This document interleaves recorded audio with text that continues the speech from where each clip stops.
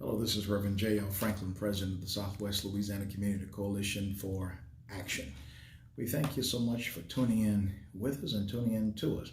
Please take the time to subscribe. And be sure to share this video with a friend. Now, if you'd like to become a change agent and partner with us, please call the Freedom Fighter hotline at 337-215-5353. Or if you would like to send us a contribution to help us stay on the front line in the fight right here in our own backyard, then please make your checks payable to the Southwest Louisiana Community Coalition for Action, P.O. Box 836, Lake Charles, Louisiana 70602. We would greatly appreciate any gift of any amount. Now, before we get into this segment, let me just take time to thank our staff, those who make our videos possible. We really appreciate all the wonderful things that you guys do. Now, let's get right into it. By the way, this is a very, very special segment. Today, the President's Viewpoint is entitled, Beware, Beware. Some bad city cops on the loose in Lake Charles, Louisiana. That's the President's Viewpoint. President's opinion. Some bad city cops on the loose in Lake Charles, Louisiana. Now, first of all, I want you to go, you don't have to take my word for it, but go to the YouTube channel and you can see this video for yourself. Just put in Lake Charles police officer brutally attacking man after chase. Again, put in Lake Charles police officer brutally attacking man after chase. But then there's another video entitled on the YouTube channel, which is Dash Cam, former officer pleaded guilty for excessive force. And on this video, you're going to see a man described by the courts. Listen, his name as Mr. GT. You're going to see Mr. GT getting the hell beat out of him by a Lake Charles police officer. Don't take my word for it. See it for yourself. According to the court documents, Officer Robert Hamick was involved in a vehicle pursuit on May 8th, 2017 that lasted several miles. Now, this is huge because it's hard to find folk in the community talking about it. But after the police stopped the car, the driver, known as Mr. GT, raised his hands into the air to surrender. The court documents said, and did not resist as officers, note as I said, as officers began to pull him out of the car. And get ready for this. Officer Robert Hamick then ran to the front passenger side door, opened it, grabbed the man before he could exit, pulled him back into the car, and repeatedly punched his head with a closed fist. It was all noted in the video. The victim, Mr. GT. The court document said he was not resisting in any way, opposing a threat. Now, let me first of all say that, let's make this clear. We believe in law enforcement. They have a huge responsibility to protect and to serve. Many of them on a daily basis, they go above and beyond the call to duty and the call of duty. They're honest. They have human dignity of other people, self-respect. They sacrifice themselves. And if you know many of them, they sacrifice their families. They love what they do, in spite all times of the lack of pay. So I have a lot of respect for law enforcement. And I'm proud to say that I have a brother who is in law enforcement. But in the words of U.S. Attorney David Joseph, who was one of the feds who prosecuted this case, he said these words, that law enforcement officers who betray the badge and the public trust also dishonor their profession and their fellow officers. Now, let's ask a few questions. In this case, what happened to these officers' professionalism? What happened to their standard of conduct?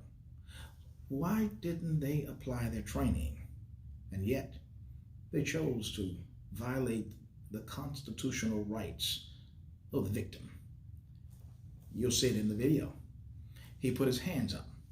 Now, let me say here, right, wrong, or indifferent, always obey the officers. Do what they tell you to do. If you're wrong, you'll be cited. But if you feel that you're right, take it up in another venue. Get you a lawyer and go to court. And if you need a lawyer, then I'll be glad to recommend one for you. Now, this was a police chase. So where police professionalism and training was not applied.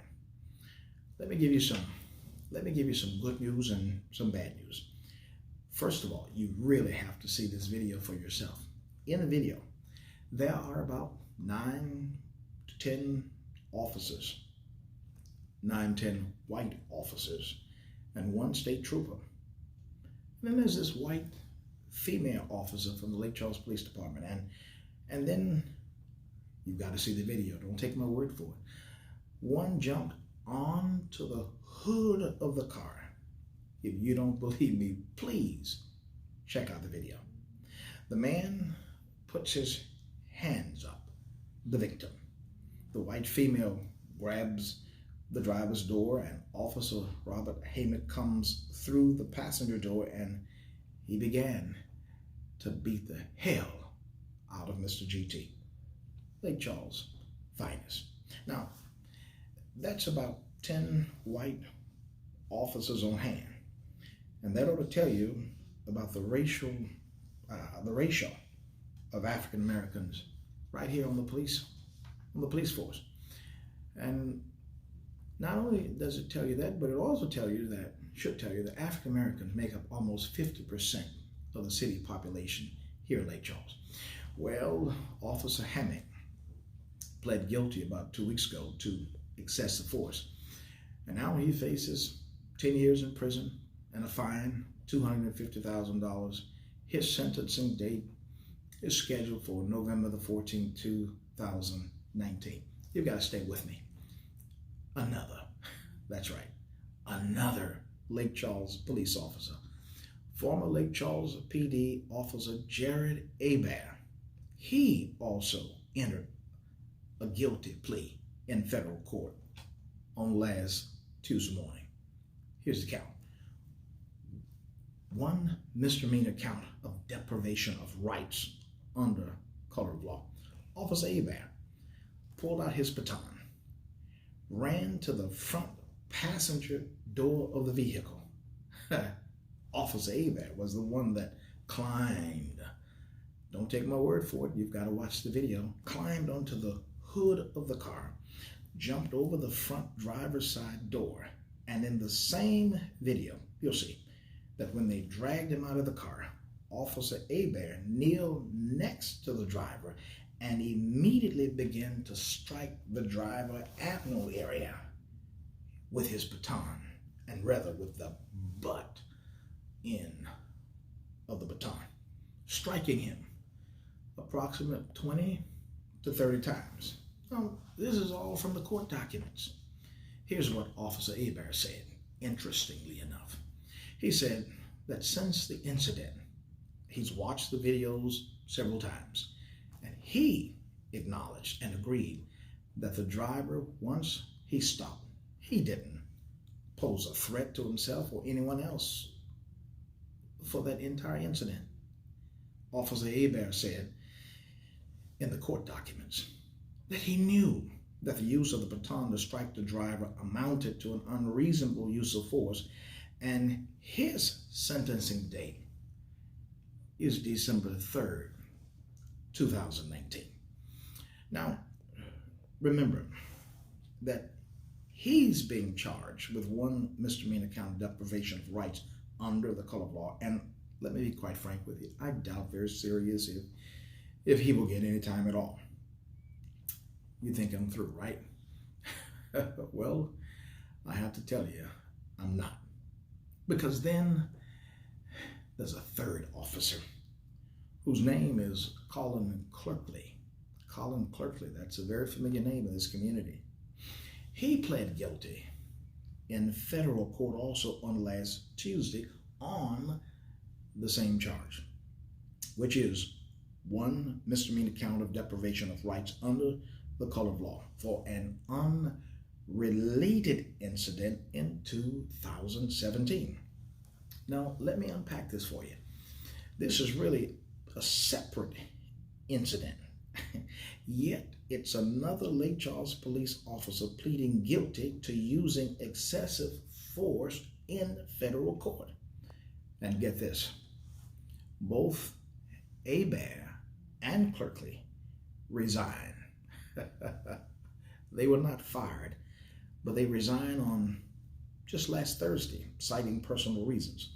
Now, you have to get this, what the city of Lake Charles stated about Officer Clerkley.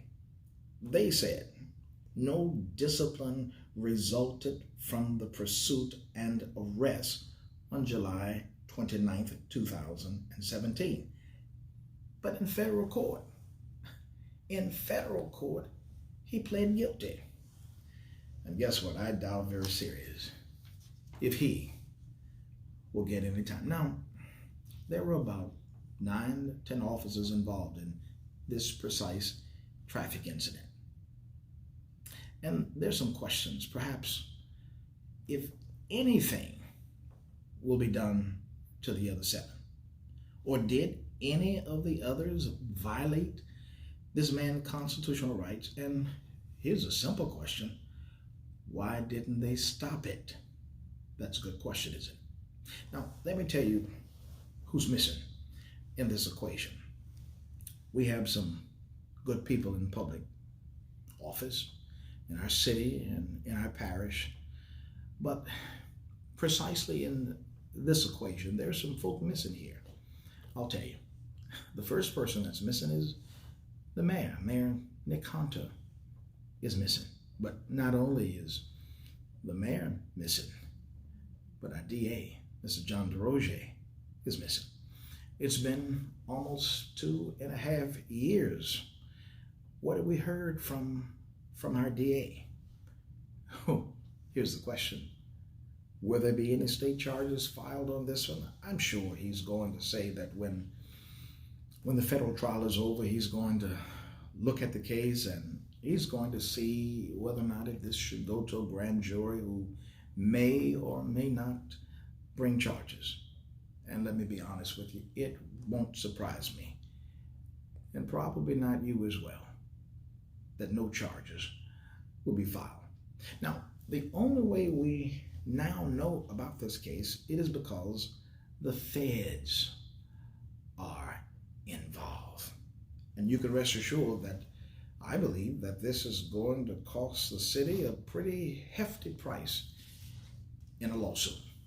Now, with those 9, say 10 or officers involved, I would have to imagine that perhaps at least on scene and on site of this traffic incident that occurred that night, over 50 years, I think is at a bare minimum of 50 years of law enforcement experience.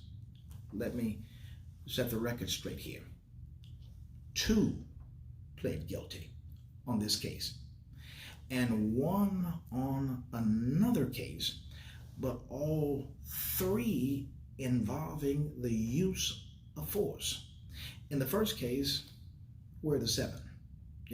Did they do anything wrong? Will they be cited? I'm pretty sure they're probably still in uniform working in the Lake Charles Police Department. But our questions are, will there be an investigation to rather clear them or to convict them? I don't know what, and I don't know why our DA, Mr. John DeRoger, is quiet on this one, for the exception I noticed something rather unusual. Here in the American press, in the American press newspaper, it was simply reported that it's not here at the main heading, but it's right over here in this corner. It was reported in the American Press newspaper on Friday, August the 16th, 2019. It was reported that the first officer, who was Officer Robert Hamick, he pled guilty. But interestingly enough, on Sunday, August the 18th, in the same paper, that's right, the Lake Charles American Press, there was a beautiful, oh my goodness, there was a beautiful editorial in the Sunday talk section. And there was our mayor. There he is. There's our mayor, Nick Hunter. And not only did I find our mayor here, but the first name listed here is our DA, Mr. John DeRoche. There he is. And then there are 11 other wonderful, wonderful personalities. Two, I must mention, two of those personalities out of the others were two Black Baptist pastors. Let me tell you what they were doing. They were signing on to a unified letter. And here's what the unified letter says. Remember what it says? It says, look at the heading. Calcasieu can be an example for the rest of the state and nation. Well, I'm for unity. I'm for progress. But I'm wondering, did anybody speak to the DA and the mayor about the police brutality of the Lake Charles police officers before signing this unified letter? Let me ask you a few questions. Mr. Mayor, were you not taking notice to the excessive use of force by some of the Lake Charles Police Department officers? Mr. Mayor, do you see what we see? Mr. Mayor, did any of them ask the mayor about the need for a citizen review board, a board that will protect law enforcement and the community, and to make sure that there's a fair and independent investigation? Did anybody ask the DA about whether or not if he's going to file charges against the other officers for violating, or did they violate this man's constitutional rights also, or at least open an investigation? Now, let me say, we celebrate the wonderful things that's happening in our city and our parish, and we clearly understand, and I want to say it this way, hoping that this can connect to see our point. Not all Democrats are our friends. Not all Republicans are our enemies. And I noticed something this past week. Neil Cavalti, you know who he is. He's a Fox News anchorman. He's a reporter at Fox News. He said these words to President Donald Trump. He says to the president, "We don't work for you."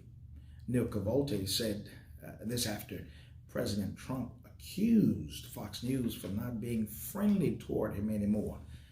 Neil Cavalti said, we report the news, Mr. President.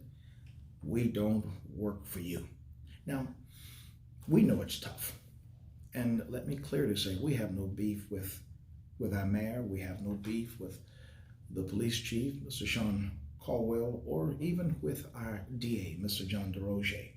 But we cannot turn a blind eye to police brutality, racial inequalities, and injustice. Remember the noted words of Dr. Martin Luther King Jr., who said these words, that injustice anywhere, it is a threat to justice everywhere. Now, let's see what's going to happen to the other 6 or 7 officers for their actions on May 8th, 2017. Or will they get away and repeat this process? Punching. Look at the video. Punching climbing on the hood of a car, violating the constitutional rights of other victims? Will that happen? Or will they be cleared? Or will they be convicted? Here's our prayer. Our prayer is we're praying for a wholesome investigation. Trust me, this is a big case. It's almost unheard of where not one, not two, but 3 law enforcement officers from Lake Charles, Louisiana, and probably from anywhere that have pled guilty. Because in most cases, even when the victims are killed by the police, they tend to get off. Such instances as, remember Trayvon Martin, Alton Sterling, Eric Garner, Mike Brown, Tamir Rice, and the list goes on and on and on where white officers got away. But why in these 2 cases, 3 Lake Charles police officers pled guilty? Gotta tell you, this is historic anywhere in the country. And trust me, it's bigger than you can possibly imagine. That's why, for many of you, you're just hearing about it. And it's been since this happened over 2 years ago. That's right. But you're hearing it from that's breaking it down for you. This is Reverend J.L. Franklin, President of the Southwest Louisiana Community Coalition for Action. Let me tell you what we're doing. We're building a coalition of justice and equality for all. Until next time, God bless.